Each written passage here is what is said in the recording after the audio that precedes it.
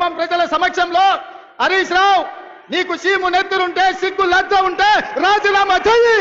నువ్వు కూడా నీ మామలకనే సిగ్గు లేనోనివైతే ఏట్ల దుంకి సావు.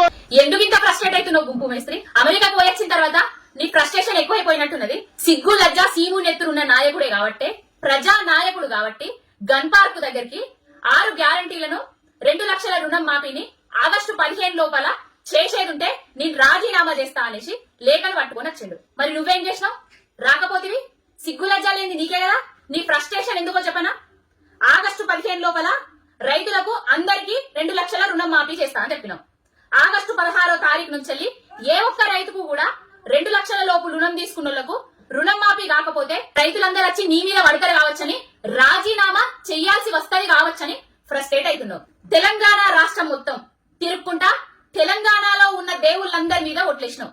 ఆగస్టు 15 లోపు 2 లక్షల రుణం మాఫీ చేస్తా, 6 గ్యారంటీలను 100 రోజుల్లోపు అమలు చేస్తా అనేసి ఇవేవి నువ్వు అమలు చేయకపోగా దేవుళ్ళు ఏం చేస్తారో ఏమైతుందో నాకనేసి, నా కుర్చీ ఉంటదా ఊడుతుందా అనేసి నీ ఫ్రస్ట్రేషన్ అంతా. సిగ్గు లజ్జ సీము నెత్తురు లేని నాయకుడు ఎవరు? అసలు నువ్వు ఇచ్చిన డెడ్ లైన్ కు ఏ హామీలను నెరవేర్చలేని నాయకుడు ఎవరు? ఇప్పుడు దూకాల్సింది దునికి సావాల్సింది ఎవరు గుంపు మేస్త్రి? నువ్వే తెలుసుకో. నీ విజ్ఞతకే వదిలేస్తున్నాం.